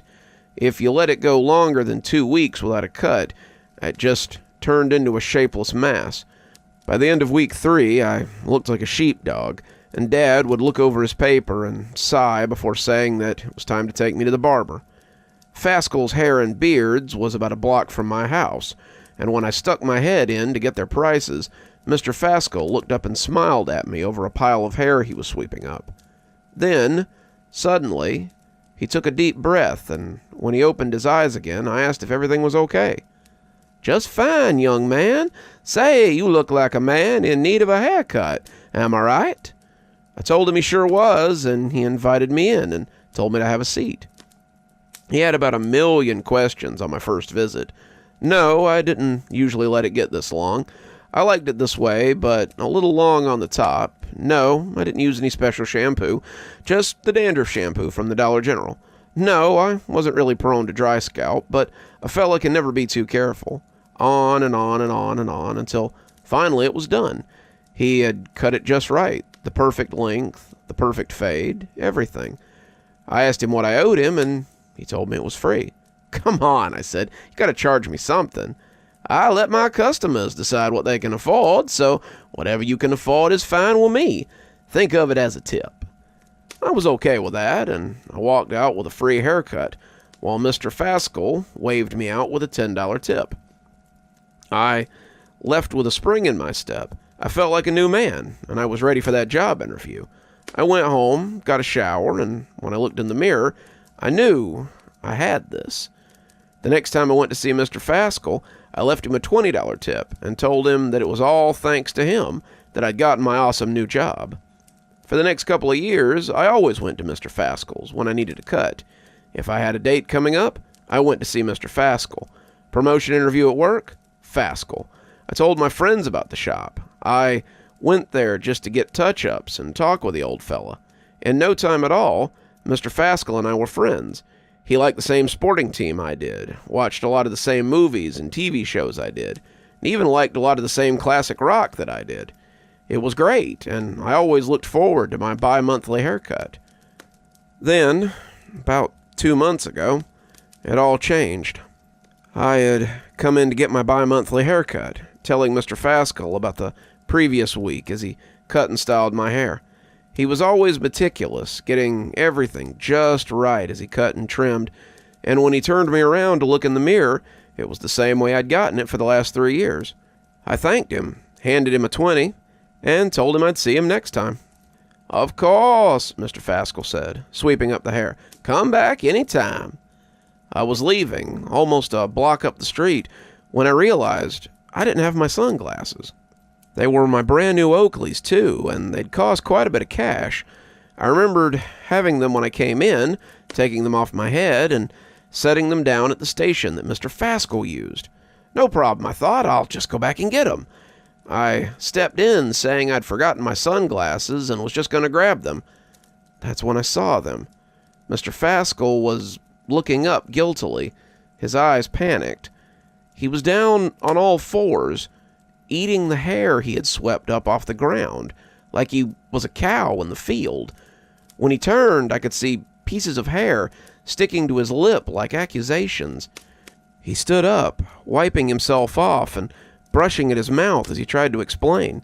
"Now, I know what this looks like, and I'll admit that, yes, I was eating your hair, but you have to understand your hair is what I look forward to. I don't eat just anyone's hair. Well, I used to. Now I can't wait to see you come in so I can eat something good. Why are you looking at me like that? I'm not crazy. I'm not crazy," he shouted, getting up as he stalked towards me. He seemed to realize that saying that made him sound crazy, so he switched gears. Haven't I always done good work for you? There's nowhere in this town where you could get a haircut for less than $25. I cut your hair for tips. I've cut your hair for the dollars in your pocket. I've been good to you, and you've been a good customer. Let's just pretend this never happened, okay? Let's just go back to... But I didn't hear the rest. I snatched up my sunglasses and was out the door before he could say another word. I spent a while thinking about that, and the more I processed it, the worse it seemed to get. It began to haunt my dreams, seeing him bent over, eating the hair straight off the floor, looking back at me and grinning with my hair in his teeth. And I'd wake up in a cold sweat. I know it's not a particularly scary dream, but it freaked me the hell out. I don't really like it when people put hair in their mouth. I had a girl in elementary school who used to chew on her pigtails, and it bred in me a lifetime phobia. Just the thought of wet hair in someone's mouth makes me want to puke, and I can't even touch someone's hair without cringing if they have a wig on. I know, it's a weird collection of phobias, but they're mine. It only took a couple of weeks before I started seeing new growth. My hair just grows too fast, and after 3 weeks, my boss commented that I was looking shabby. He handed me a 20 out of his own wallet and told me to go get a trim over lunch. I took it and started looking for somewhere to get a trim. The city had quite a few shops, but it seemed like wherever I went, I caught someone looking at me out of the corner of my eye. It was never anything I could prove, just a feeling, and when I looked up, I could almost swear I'd catch a glimpse of Mr. Faskel. He was gone when I looked up, but it made me extremely paranoid. I became aware of more than a glimpse as the weeks went on. When I rode the bus to work, I caught the familiar deep inhale of someone smelling my hair. When I was standing in a lunch line, I felt my hair move as someone inhaled. When I was at Walmart buying groceries, someone actually touched my hair, but they were gone when I turned around. It led me to become something of a recluse, and I only left the house if it was to go to work. Over time, my hair grew out, and I decided that I would have to get another cut. I went to bed, setting my alarm so I could get up early enough to go to Master Cuts down on Bonnie. It was Saturday. I had the day off, and I had chores to do before the business of relaxation. As I slipped off to sleep, I fell into a familiar dream. A dream that had plagued me for weeks. I was sitting in the chair at Mr. Faskel's, the cape falling around me like a spider web, and the old man asking if it was too tight. I didn't say anything. I was too scared to speak. And as the scissors began to clip, I trembled in fear. I didn't dare look back at the old man. I just knew his real face would be replaced by a monstrous visage, and I would wake up panting and looking around for nothing at all. When the alarm went off, I went to the bathroom to splash some water on my face and start the shower. My bare shoulders itched, and when I went to wipe it off, I noticed there was hair clinging to my sweaty hand. Not a lot, just leavings, like the leavings you find after a haircut. I ran to the bathroom and found that my hair was cut just the way I liked it. The sides were high and tight. The top was manageable but still thick, and my bangs were perfect. Everything was just as it usually was, and I felt a cold chill run through me that had nothing to do with the air conditioner. I called my landlord. I had the locks changed and reported to the police that someone had broken into my house and cut my hair. The police didn't really take it seriously. They made jokes about a midnight barber and asked if I'd left a tip under my pillow. I told them about Mr. Faskel, but when I gave them the address, they just shook their heads and walked away. They thought I was joking with them. They didn't believe a word of what I told them. And as I ran the shower, I remember sitting under the water for a very long time and just letting it run over me. The bits of hair flowing down the drain felt like a betrayal. 2 weeks later, I woke up to another fresh haircut. I called the police again, but they rolled their eyes and told me to calm down. I told them it was hard for me to calm down when someone was breaking into my house and cutting my hair. I demanded they go check on Mr. Faskel and told them right where the shop was, but they looked less than amused this time at the suggestion. I asked if they had talked to him yet, told them that he had been my barber for the last 3 years, but they just told me it hadn't been funny the first time, and it wasn't funny now. Why would it be funny? I asked, having to stop myself from grabbing one of them. Because Faskel's has never been opened. It's a prop for the city's revitalization project, like Cooley's Flowers across the street or Green Butcher beside it. It's just set dressing. It's never open. Mr. Faskel was a guy who owned a barbershop in the 1920s. He's dead. There's no Faskel who cuts hair. They left, and that left me pretty rattled. Mr. Faskel isn't a ghost. I know that. I have friends who go to him. I felt him touch me. He's flesh and blood, just like I am. I'm sure of it. The fact that he eats hair is incidental. The man is real, but if he isn't Mr. Faskel, then who is he? How does he keep breaking into my house? I have windows in my room, but they're barred with pieces of broom handle. I live on the 3rd floor, for God's sake. I changed the locks again. I wedged a chair under my door, and when I finally made myself calm down enough to sleep, I hoped it would end. I woke up completely bald this time. Not buzzed, not a zero guard, but bald. Like someone had shaved my head in my sleep and took the hair. They got my eyebrows too, my 5 o'clock shadow, my thick sideburns. I was as smooth and hairless as a newborn baby. I don't know what to do. I can't call the cops. They won't believe me. I can't call my landlord. He's replaced the locks twice now. And he's getting angry about it. I can't afford to move. I can't leave my job. I'm stuck. What I did find, however, was a message on my nightstand. I'm sure the cops will say that I wrote it, but I know I didn't. There's hair on it. It's written in a heavy hand, like a kid's scribbles. It's done on the back of an ad for Faskel's Hair and Beards. And the implication was pretty obvious. Come see me when it grows back. If you don't, it makes no difference. I know where to find you. I think that'll just about do it for us today. Thanks, everybody, for stopping by for your daily dose of cozy horror with me, Dr. Plague.